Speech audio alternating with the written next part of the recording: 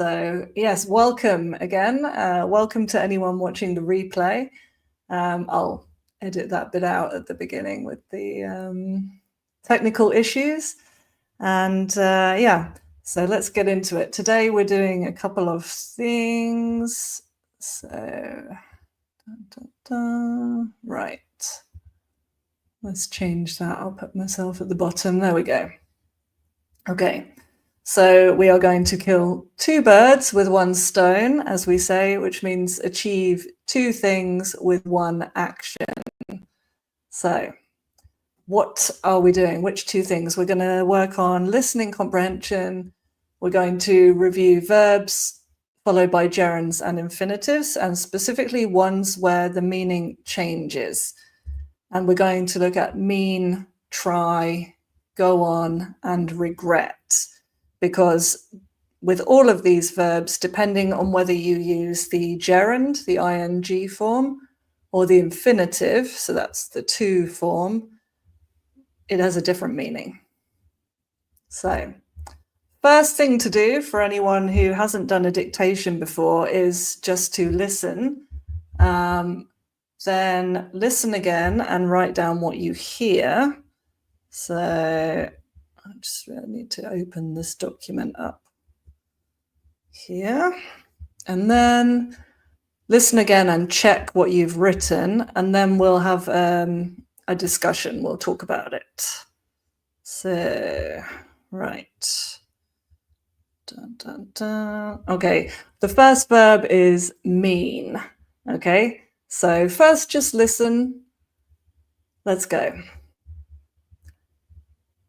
I didn't mean to hurt your feelings when I made that comment. I was just trying to be honest.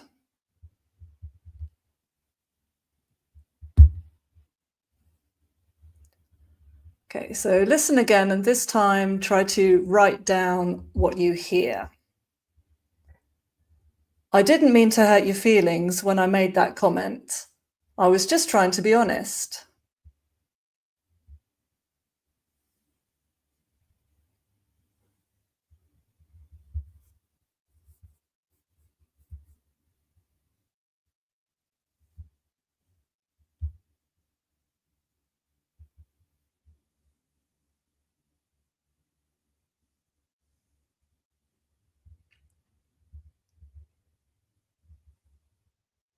Okay, so I'm going to read it again.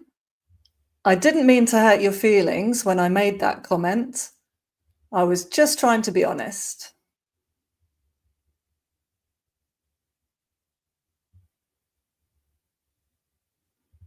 Cool. So Hideaki, you're close.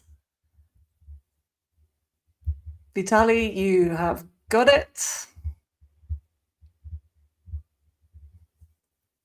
Cool. Okay, so let's bring up the phrase.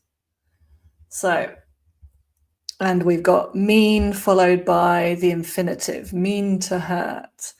I didn't mean to hurt your feelings when I made that comment. I was just trying to be honest. So we're going to talk a little bit about the pronunciation here and the things that might make this difficult to catch. So the first thing is this didn't. Now, normally in fast speech, connected speech, we don't say, I didn't mean to hurt your feelings. No, it comes out more like didn't. So I didn't mean. If you don't know what that symbol is there, that looks like a question mark, that is the glottal stop, which is something that happens to the T very often in English, especially at the end of a word.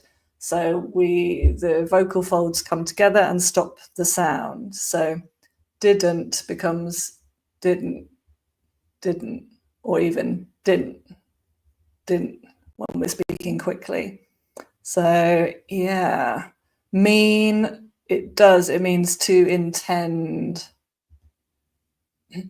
Let's whack that on there. Cool. Excuse me. So another thing that I want to draw your attention to here is all of the weak forms in English, and particularly in British English, this schwa sound, which is the in the. Now, if you've attended a dictation with me before, you'll have heard me speak about this. So I didn't mean to hurt, not to hurt, but to hurt. Your becomes your feelings. When I made that comment, exactly I was just trying to be. So again, full of weak sounds. And then mentioned with didn't, we've got the glottal T at the end. Exactly. So I didn't mean to hurt your feelings rather than hurt your feelings. Hurt your feelings. When I made that comment, I was just trying.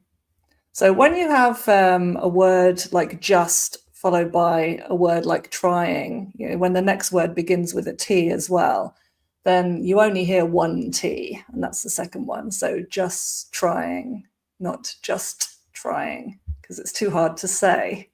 So, yeah. Let's see, what else are we going to talk about there? And, oh yeah, so trying to, I want to draw your attention to that as well.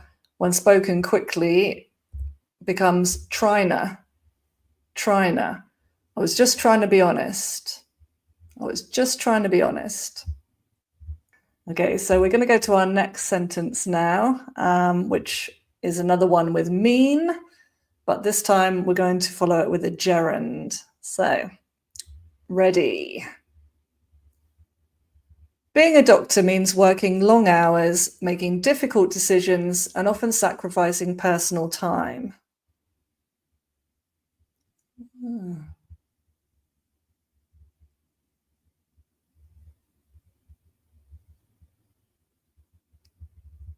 Okay, listen again, and this time try to write down what you hear. Being a doctor means working long hours, making difficult decisions, and often sacrificing personal time.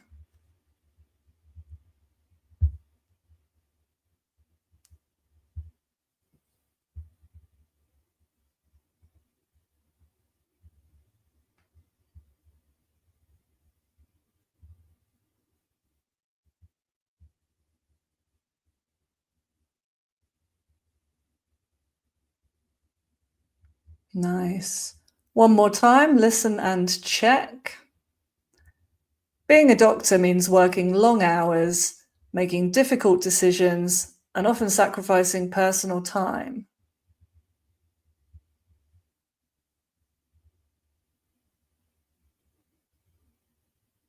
Cool.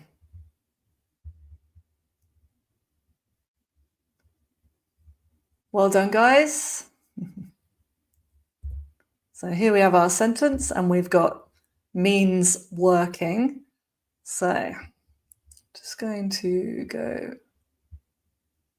back up and get rid of my, in fact, let's add, where are we? Okay, yeah. So just to draw your attention to this comment from Jesus, so we reduce trying to exactly the same way over here being in North America. So it's the same. Now, let's talk about some things that might make this difficult. So it's quite common with the ing to say being. You don't really hear a G being a doctor. It's more like being a doctor. Being a doctor means working long hours, making difficult decisions, sacrificing personal time. So that G at the end, you might not hear. So,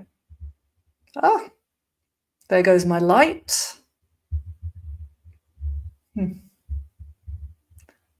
Okay, is everything else still working? Yes. Oh dear. Oh well. Mean here means involve. Yeah, exactly. Cool. We have our weak forms as well. So a doctor. This is something that's different. Well, I speak kind of British received pronunciation or modern received pronunciation. So that means it's what we call non-rhotic, where the R is usually not pronounced. So I don't say doctor, but doctor.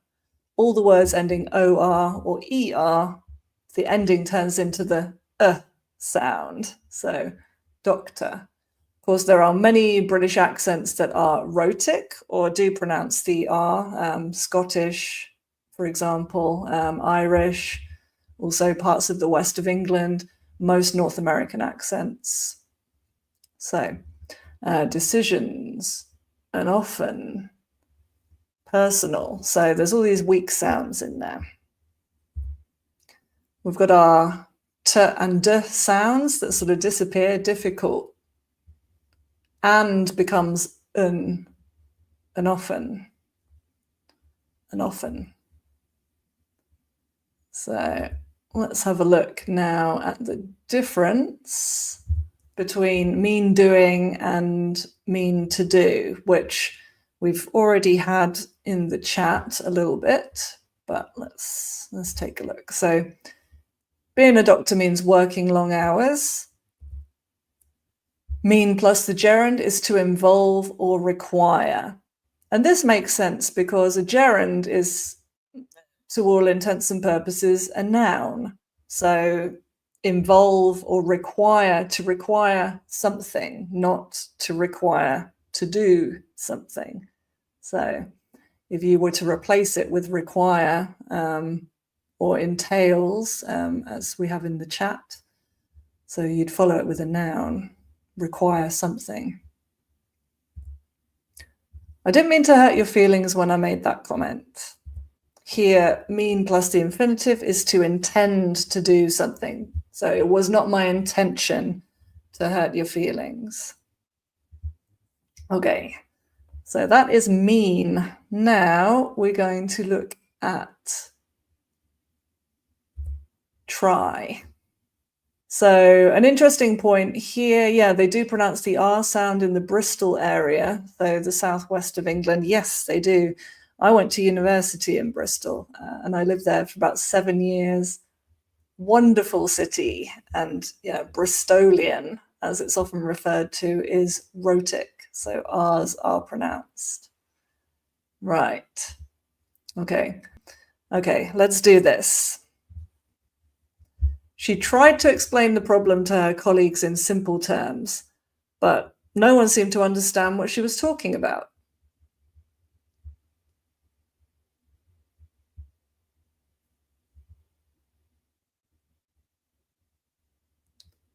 Okay, one more time. Try to write it down this time. She tried to explain the problem to her colleagues in simple terms, but no one seemed to understand what she was talking about.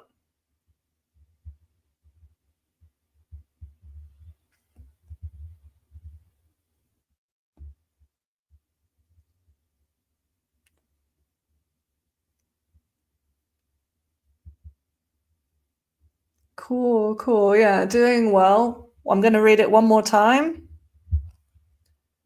She tried to explain the problem to her colleagues in simple terms, but no one seemed to understand what she was talking about.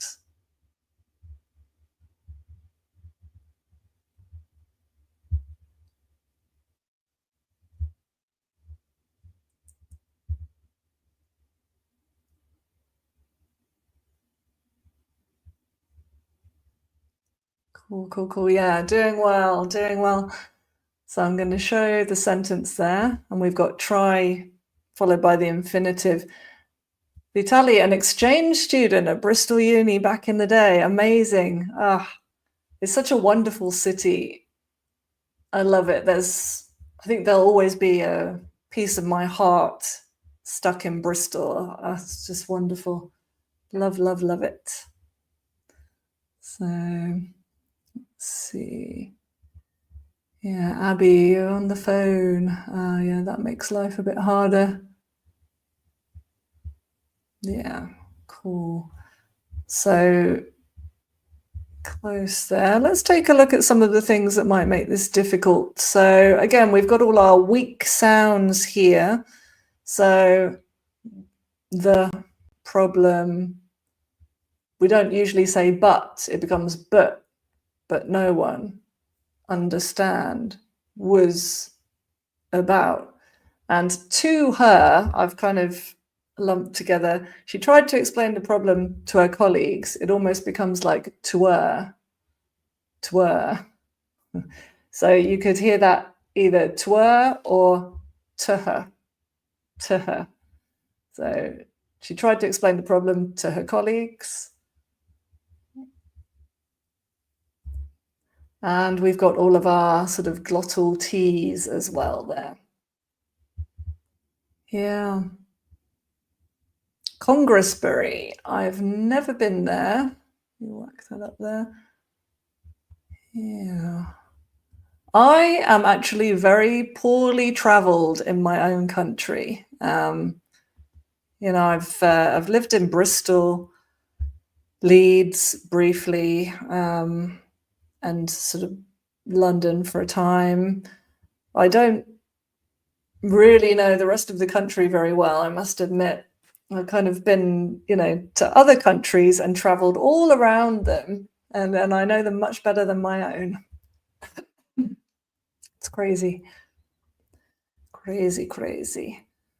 Right, so let's have another sentence with try. So just listen first of all.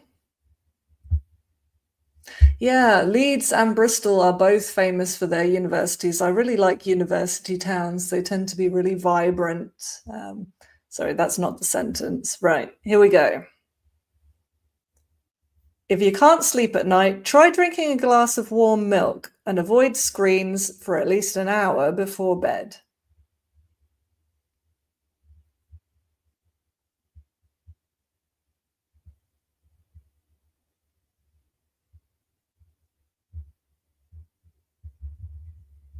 Okay, again, this time try to write it down.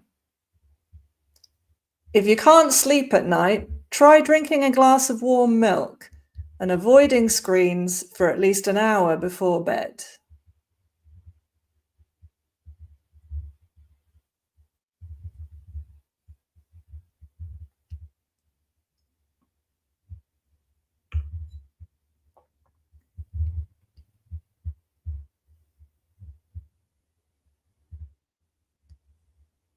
Listen again and check. If you can't sleep at night, try drinking a glass of warm milk and avoiding screens for at least an hour before bed.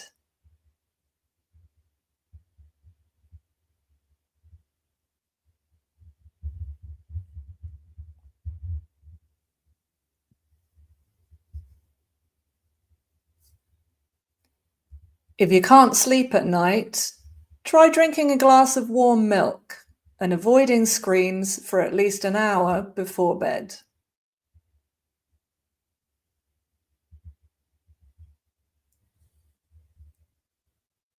Yeah, cool.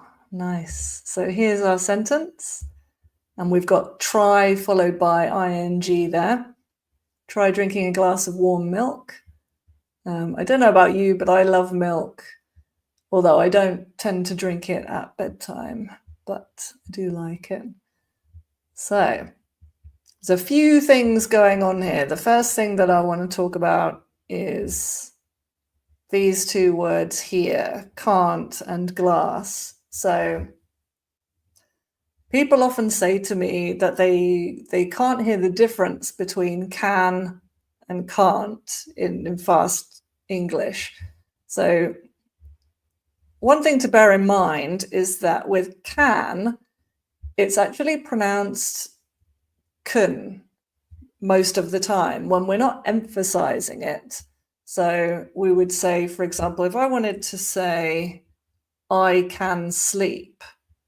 I would say I can sleep. Can't has a longer sound. So can't is more like can't. Or depending on the region, in the north of England, you'd hear can't. And you might say, but can't sounds just like can. Yes, but we don't say can, we say can. So in the north of England, I guess I can do it, but I can't do it. In the south of England, I can do it, but I can't do it. So there is a difference there. Glass, where I'm from, I say glass. In the north, they'd say glass. So glass or glass. A glass of warm milk, a glass of warm milk.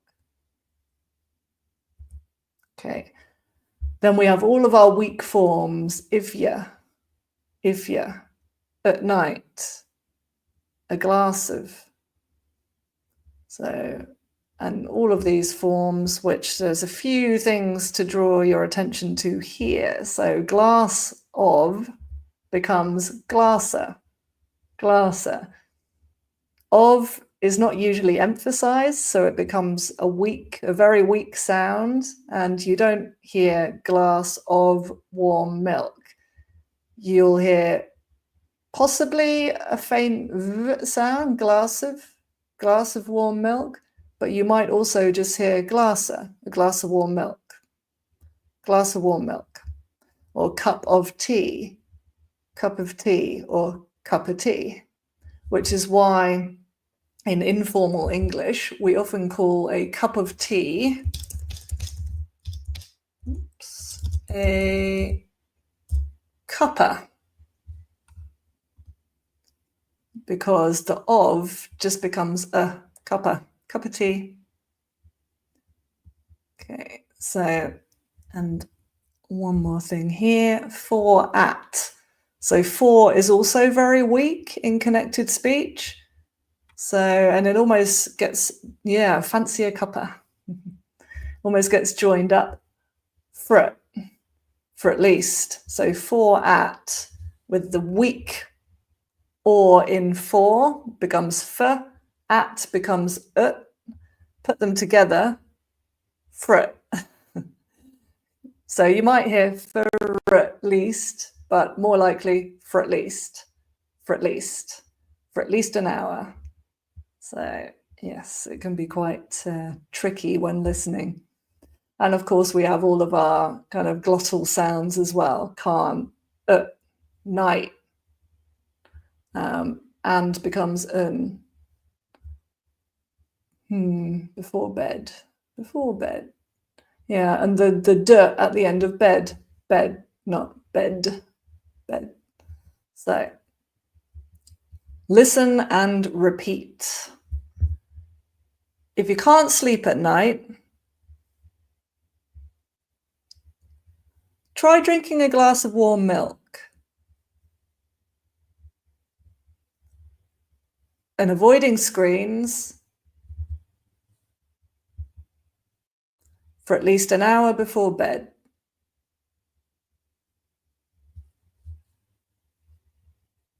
Cool. Well done, guys. Yeah, so this fancy a cuppa. This is a very British thing to say. Do you want a cup of tea? Would you like a cup of tea? Fancy a cuppa? And we often say, oof, I'm dying for a cuppa. Like, I really, really want a cup of tea. I got really excited yesterday because it was yesterday. I went to Aldi and first of all, I bumped into some other English speakers, which doesn't happen very often here, a Canadian couple who didn't speak any Spanish. So I helped them find the things that they were looking for. But I digress. I found a brand of tea that I really like, so I bought lots of it. So today I am a happy bunny, another typical expression. This means I'm happy because I got my nice tea. And, being British, tea, very important. Okay, so let's talk about try doing versus try to do. Okay, so if you can't sleep at night, try drinking a glass of warm milk. When try is followed by the gerund, we are testing something, to test something to see if it works or if you like it. So we often use this for giving advice. Like, I can't sleep. Well, why don't you try drinking a glass of warm milk? Or why don't you try listening to audiobooks? That's really the only thing that helps me actually when I can't sleep, is listening to audiobooks. Yeah, so here we got, remember my happy bunny in North American English? Happy camper. I'm a happy camper. So that's me today. A happy camper. Yep. So try doing something is test it. See if it works. See if you like it. Let's see. Okay. She tried to explain the problem in simple terms, but no one seemed to understand. So here with the infinitive is to attempt to do something, usually something difficult or challenging. And often when we use try in this way, the attempt was not successful. Yeah, like I tried to reach the top of the cupboard, but I couldn't. I was too short. I couldn't do it. She tried to explain the problems in simple terms, but she ultimately failed. People did not understand what she was talking about. So there we go. That is try. Now we're going to move on to go on. So, ready? Listen. She went on talking for hours without stopping, completely unaware that everyone else in the room had lost interest in the conversation.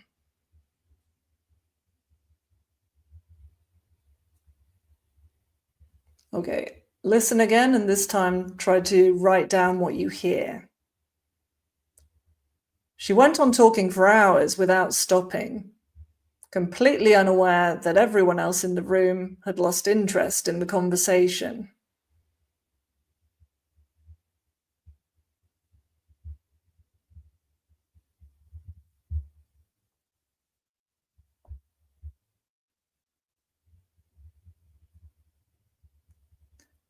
This is quite a long one, so I'll read it a couple more times. She went on talking for hours without stopping, completely unaware that everyone else in the room had lost interest in the conversation.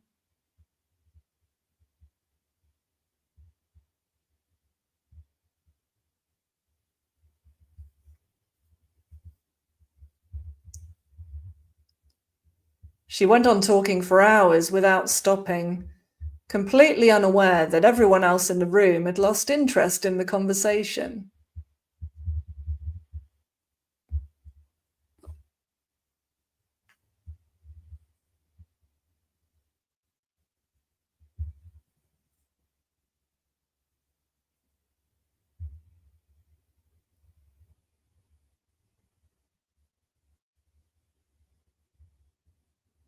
Vitaly, you've got it. So I'm going to read it one last time. She went on talking for hours without stopping, completely unaware that everyone else in the room had lost interest in the conversation.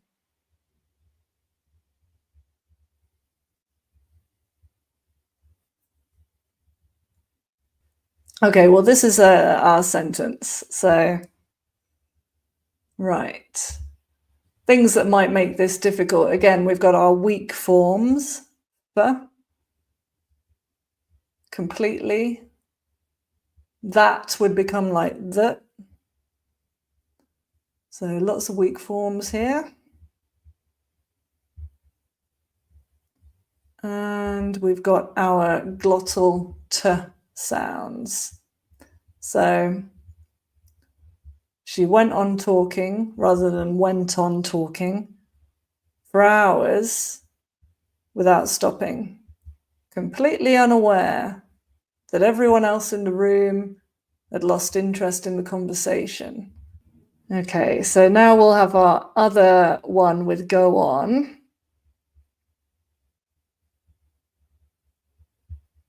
Okay. Ready.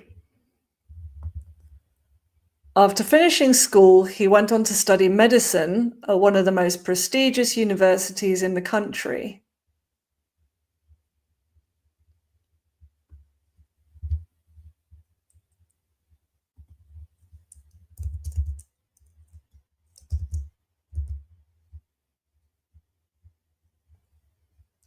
Okay, so listen again, and this time try to write down what you hear. After finishing school, he went on to study medicine at one of the most prestigious universities in the country.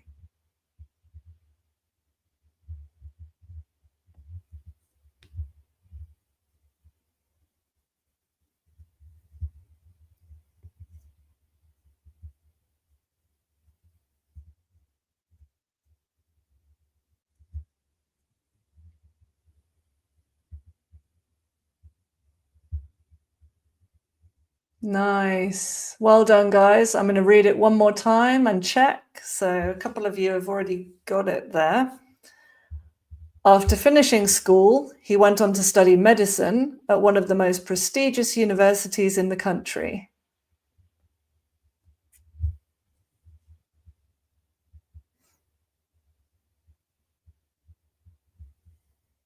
Okay.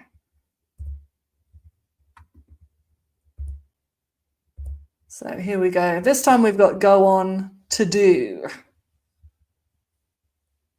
Okay, so things that might make this difficult. Before we talk about that, prestigious, just want to point out something prestigious is greatly respected and admired. So a prestigious university, a prestigious award, for example, usually because it's very important. Okay, so we've got our weak forms again. And, after, in my accent, after. In many English accents, you would hear that R at the end and it would be more like after. So it depends who you're listening to. So, of, the, us at the end of prestigious. We don't say prestigious, but prestigious. Universities in the country. Okay. One of, here, because as we mentioned before, of is very weak, becomes wanna. Wanna. One of the most. One of the most. So now we're going to compare go on doing with go on to do.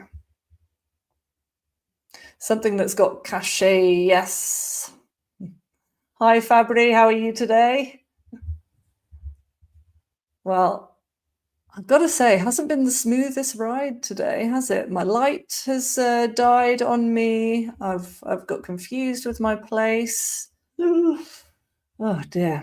So she went on talking for hours without stopping. Here, good. If you go on doing something, you continue the same activity, and this is often used for something that is annoying. Like in, I did a video recently about animals that are also verbs, and we had the phrasal verb rabbiting on, talking about something, when no one else is interested. You could use going on in the same way.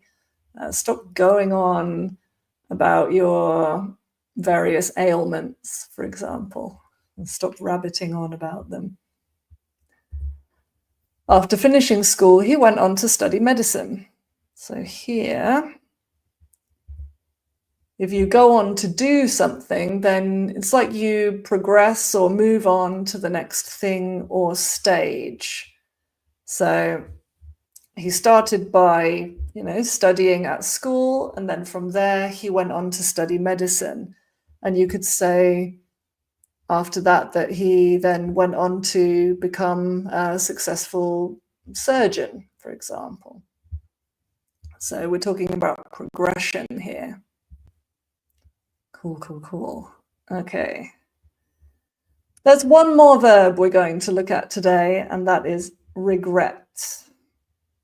So, okay. Just listen, first of all. We regret to inform you that despite your strong application, we've chosen another candidate for the position.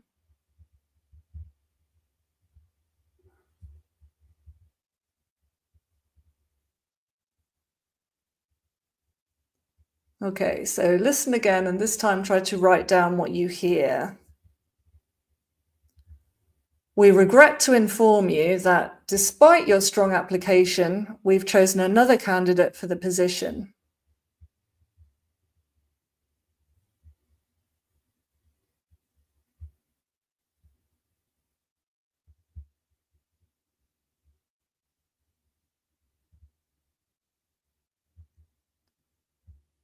Again. We regret to inform you that despite your strong application, we've chosen another candidate for the position.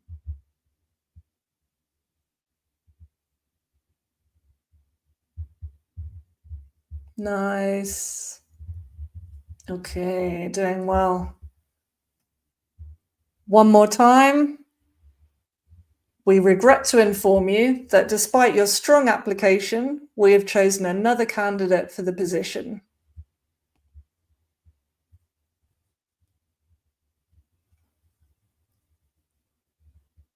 Cool. Right, let's bring up our sentence. So, regret to do, regret to inform. Oh!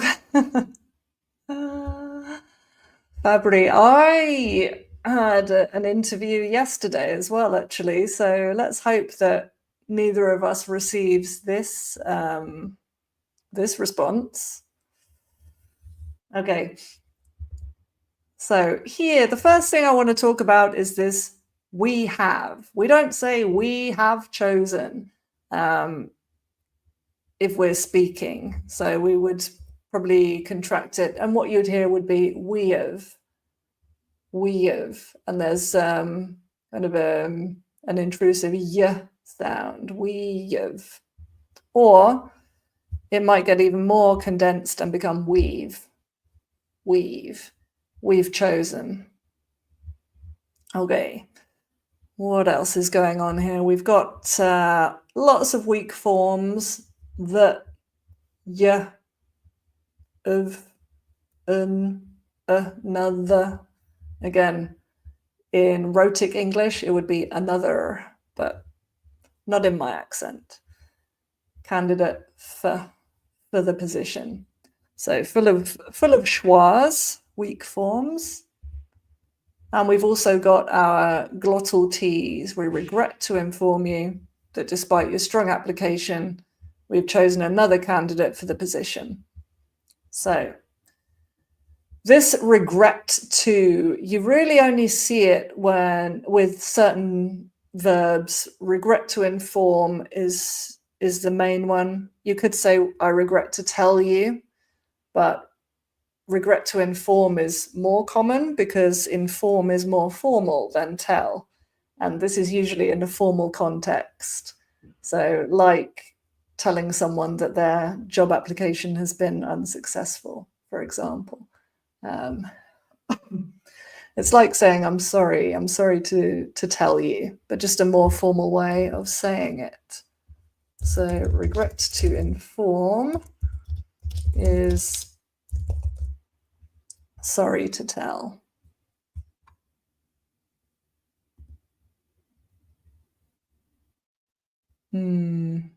Yes, yeah. So that's a really good point. Let's put that the passive structure would not be uncommon here. So another candidate has been chosen rather than we have chosen. Ah, okay. Eugene, so you're sort of like there in the background spying on us. Shaheen, thank you. I've got to say, I don't feel like the best today with these issues I've been having. But for anyone watching the replay, I'll cut those bits out. Things always go wrong in live streams. I have to say, when I'm doing a class, like a one-on-one class, which I do a lot, things do not go wrong. The technology works. It doesn't, the light doesn't stop working. There's no problems with the microphone. It just saves it all up for the live stream for you guys. So such is life. I'm gonna just give you a sentence here. I'm going to have my work cut out for me editing this. So if you've got your work cut out for you, it means that you're going to have a difficult job. So a difficult job because there's been a few hiccups, shall we say, that I want to edit out. So, okay, we've got one more sentence. So our last one, although I don't think we're there yet. I think there's a couple more things about the pronunciation to point out. Nope, no, okay, that's it. Last sentence, ready.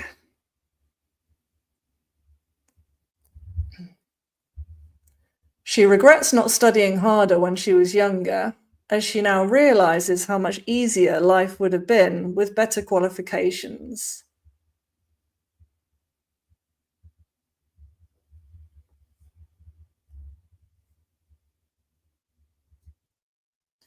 Okay, listen again, and this time try to write it down. She regrets not studying harder when she was younger, as she now realizes how much easier life would have been with better qualifications.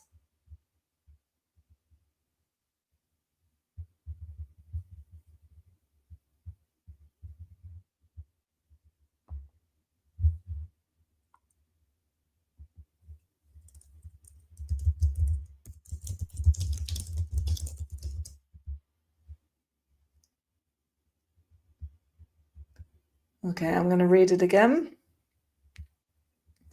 She regrets not studying harder when she was younger, as she now realizes how much easier life would have been with better qualifications.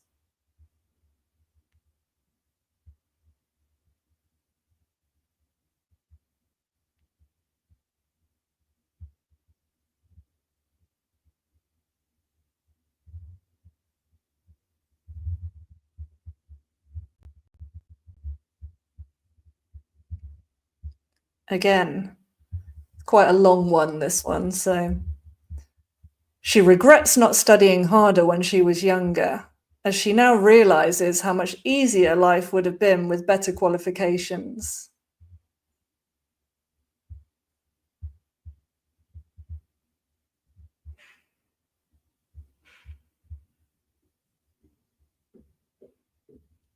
Yeah, so Hideaki, Vitali, you're both close. I'm going to read it one more time. She regrets not studying harder when she was younger, as she now realizes how much easier life would have been with better qualifications.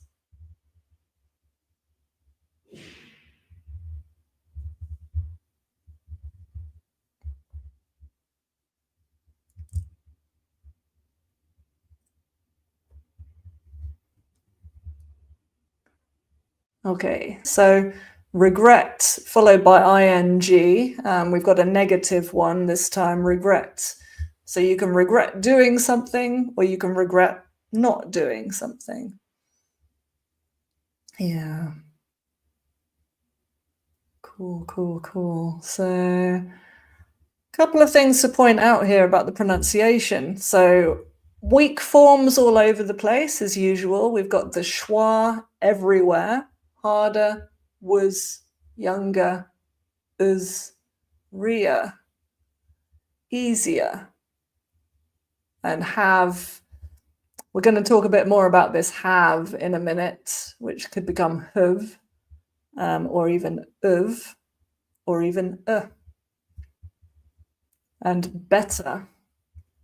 Qualifications. So this shun, there's a schwa there. Okay, would have. This needs to be spoken about. This would have, could have, should have, might have. These are very difficult for people when it comes to listening comprehension, because would have becomes would have, and have, it's just kind of tucked on there, and it becomes very, very weak. Would have been. And even like you don't even hear the v at the end in fast speech. So all you would hear would be woulda, would have been, life would have been. If you had could have, it would be the same, but coulda, could have been, or should have, shoulda, should have been. Okay, so it's this modal verb would, could, should plus have, which is what happens, what we do when we're talking about the past. And you get this very weak have just becomes a. Okay, we've got our T's. So regrets, not. I've included better here because personally I say better. But you will also hear better, which, you know, my mum would kill me if I said better, because, you know, she'd tell me, Emma, speak properly. So, but you will hear that is quite common. Better, butter, water, rather than water and butter and better. So we've got some H's here as well. You might hear those dropped. Studying harder. I would say it personally, but there are quite a lot of British accents where the H gets dropped. So studying harder realizes how much easier. And as we've mentioned, the H in have disappears. So, okay. And what's the difference between regret doing and regret to do something? Yeah. The schwa, I mean, this really is the key to understanding British English.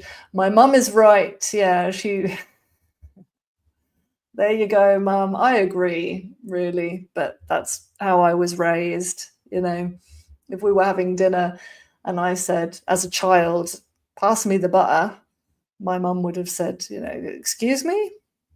You know, and I would have had to correct myself. So she is responsible for me speaking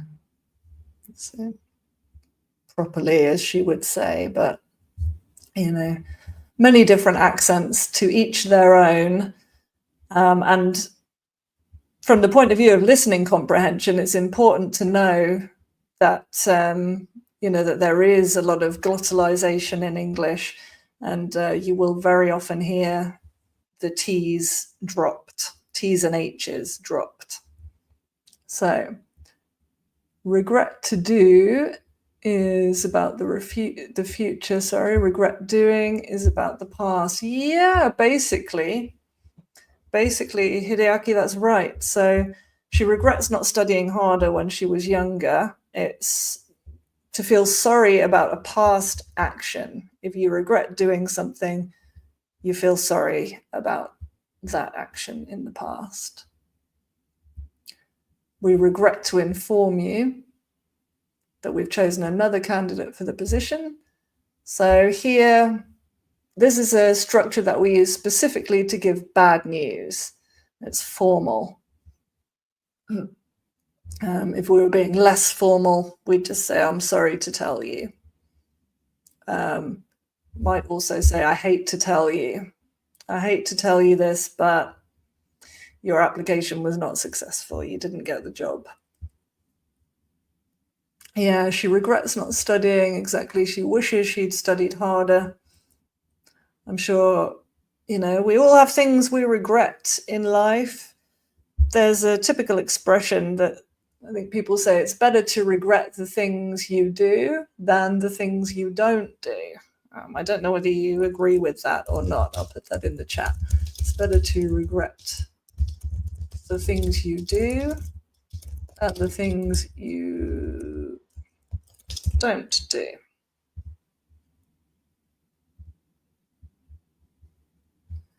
Yeah. I think I probably agree with this. Yeah, my granny passed away a few years ago, nearly 3 years ago now. I think she was 90 years old.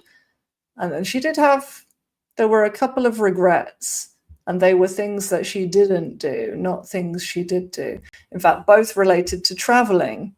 So I think that's certainly a lesson we can all take.